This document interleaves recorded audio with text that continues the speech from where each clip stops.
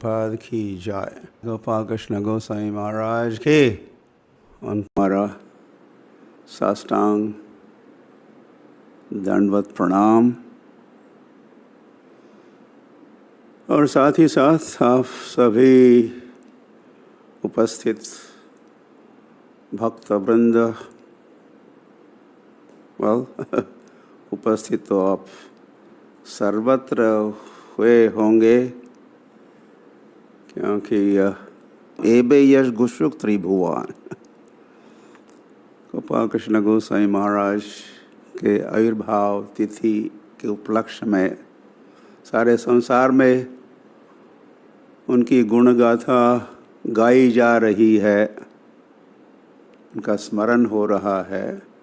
किंतु मेरे लिए आई थिंक मैं आप दिल्ली में उपस्थित भक्तों को संबोधित कर रहा हूँ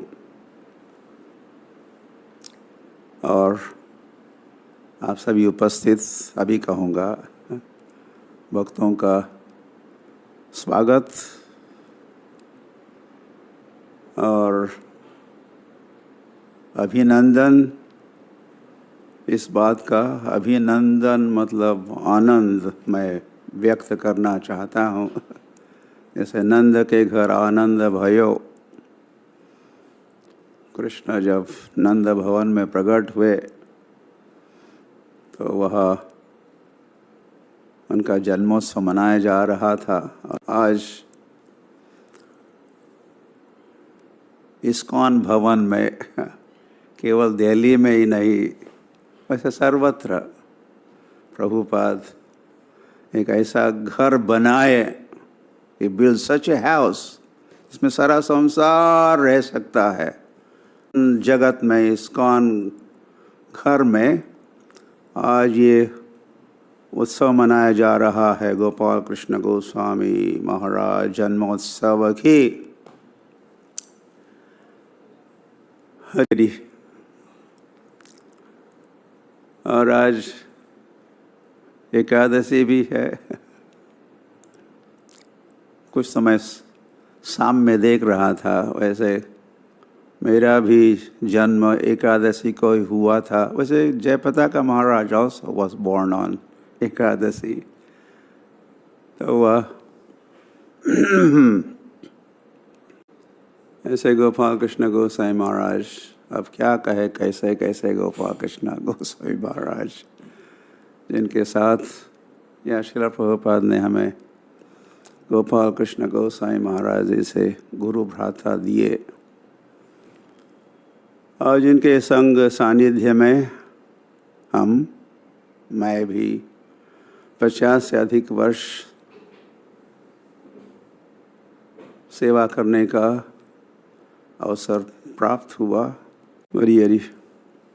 हम अधिकतर समय वैसे दिल्ली में ही साथ में बिताए, मुंबई में भी, मायापुर में भी और स्थानों पर भी, या अलग अलग जीबीसी इत्यादि या ब्यूरो मीटिंग्स में भी हम साथ में रहे ही। हमने साथ में अधिक समय बिताया और कहा कि you become the president of ISKCON Delhi.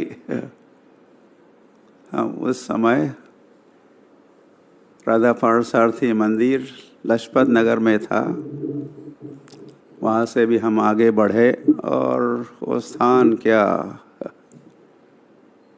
ISKCON उस समय एक हुआ करता था और उस कोठी का वैसे आधा हिस्सा हमारे पास था, बगल वाला आधा वैसे उस कोठी के मालिक भगवान नहीं थे और कोई मालिक था, एक पंजाबी थे, सरदार थे, वे बाबा हॉलिडे होम चलाते थे।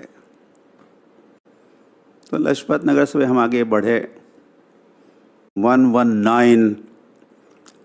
अब तक की जो सारी इस्कॉन के जो स्थान थे वो किराए के स्थान थे। अब पहली बार, क्योंकि गोपाल कृष्ण महाराज बीबीटी ट्रस्टी होने के कारण उन्होंने मैनेज किया ग्रांट 8 लाख रुपए की धनराशि वे ग्रांट के रूप में प्राप्त किए। खुद की कोठी, निवास स्थान प्राप्त किया ग्रेटर कैलाश में, और वहाँ से भी हम आगे बढ़े और फिर फाइनली जहाँ श्री श्री राधा पार्थसारथी का मंदिर अब विद्यमान है, उस भूमि की खोज में हमने बहुत सारे एज अ प्रेसिडेंट मैंने ऑन डेली बेसिस हम खोज रहे थे लैंड। वही राधा पार्थसारथी मंदिर का उद्घाटन हुआ। उसी समय वैसे और एक मंदिर बना। तो यहाँ तक तो हम गोपाल कृष्ण महाराज के साथ ही थे, हिम एज अ जीबीसी मैं प्रेसिडेंट। फिर गोपाल कृष्ण महाराज मुझे रीजनल सेक्रेटरी बनाए। हमारा क्षेत्र और भी बढ़ गया, महाराष्ट्र भी आ गया, और गोपाल कृष्ण महाराज जी हमको रह गए दिल्ली में और हमें पहुंचाए वे गौतम बुद्ध नगर नोएडा में। गोपाल कृष्ण महाराज वॉज अ हार्डेस्ट। वैसे हम गोपाल कृष्ण गोसाई महाराज के गुरु भ्राता या अन्य लीडर्स में से एक शहर में एक ही मंदिर की स्थापना कर रहे थे, किंतु गोपाल कृष्ण गोसाई महाराज ने एक नया स्टैंडर्ड सेट किया। 15-20 मंदिरों का उद्घाटन, ओपनिंग, स्थापना की। This is all glories to Gopal Krishna Goswami Maharaj. और वैसे ये भी बात वैसे माननी पड़े, प्रभुपाद चाहते थे कि उनके ग्रंथों का अधिक से अधिक वितरण हो, और वितरण भी अधिक से अधिक गोपाल कृष्ण महाराज ही किए। अधिक अधिक मंदिरों का निर्माण हो, वो कार्य भी I think Gopal Krishna Maharaj was number 1। जहाँ तक आई डोंट नो, जब वे जन्मे थे तो कोई कुंडली लिखी थी, पढ़ी थी या नहीं, कितने मंदिर वो बनाएंगे, किंतु वह उन्होंने वैसे दिल्ली में ही 15-20 और भारतवर्ष में भी और कई सारे, और संसार भर में उनका बहुत बड़ा जोन था। In Canada, in Africa, in Russia, here there, वे एक प्रकार के सम्राट थे। He was the emperor. और कितने सारे मंदिरों का उन्होंने मंदिरों की स्थापना की, कितने सारे उत्सवों का आयोजन किया, इत्यादि इत्यादि। ऑल दिस आता है। तो इस प्रकार के उन्होंने स्टैंडर्ड सेट किए हैं। रहा था कि अधिकतर आप दिल्ली के भक्त, टेम्पल डिवोटीज कांग्रेगेशन ही एकत्रित हुआ होगा वह राधा पार्थसारथी मंदिर के आंगन में, प्रांगण में या वह मंडप में।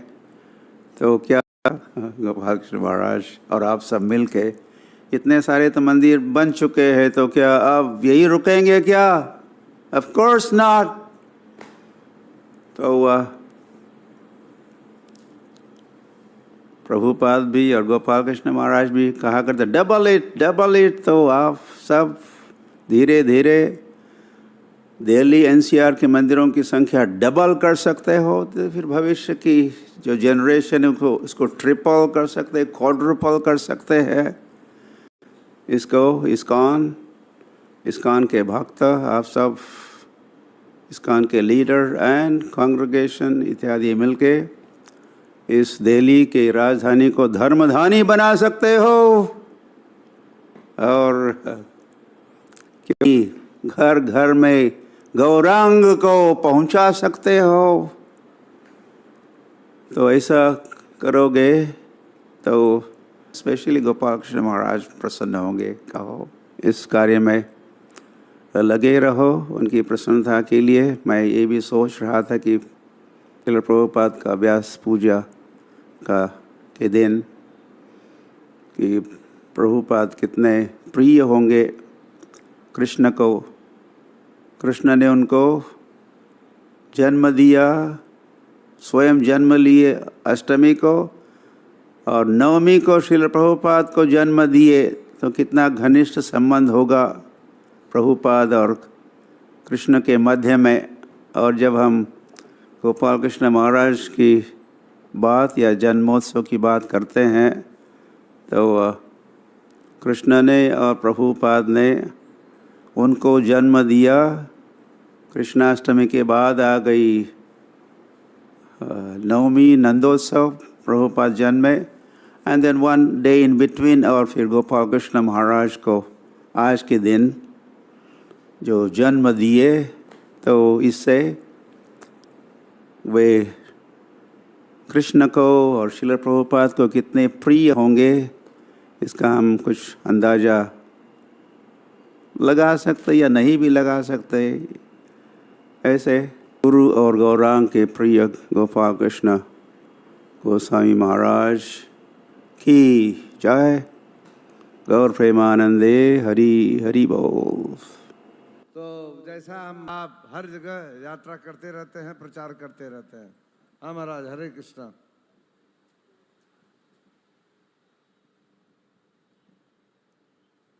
नमो विष्णुपादाय कृष्ण पृष्ठाय भूतले श्रीमते गोपाल कृष्ण गोस्वामिनिति नामिने प्रभुपादस्य साहित्य प्रकाश्य वितिर्य च प्रचारं कृतवान् साधु भगवत्पाद।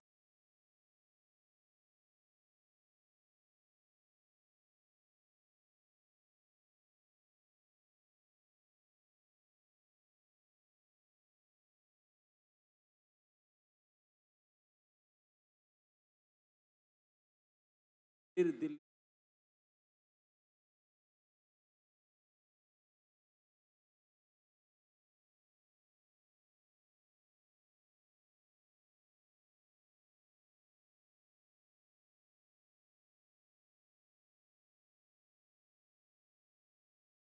ये भव्य उत्सव गुरु महाराज के बिना अब,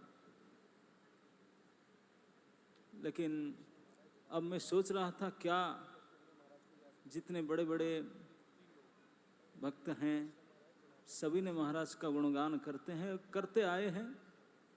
जैसे कहे कि एबे जस घोषु त्रिभुवन, गुरु महाराज के गुणगान पूरे विश्व में भक्तगण कर रहे हैं और आज विशेष करके करते रहेंगे। तो मैं यहाँ उपस्थित सभी गुरु भाता गुरु बहन को ही अनुरोध करता हूँ, प्रार्थना करता हूँ कि गुरु महाराज ने श्रील प्रभुपाद के प्रति, कृष्ण के प्रति जो उनके निष्ठा, जो उनके सेवा, जो समर्पण और अपने का सब कुछ शक्ति सामर्थ्य लगा करके जो किए, तो वो तो जुग व्यापी जुग पर्यंत हम देखते रहेंगे।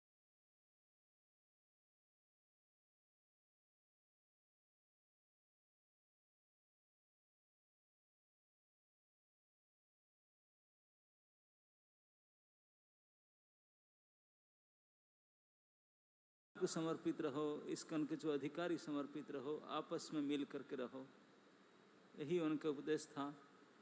तो अगर इस प्रकार इस उपदेश को हम सार्थक कर पाएं, हम कम से कम अपने गुरु भाता गुरु बहन मिलकर के इसको कर पाएं गुरु महाराज की प्रसन्नता के लिए, ताकि हमको देख करके गुरु महाराज तो अभी रहे नहीं, वो प्रभुपाद जी के पास चले गए।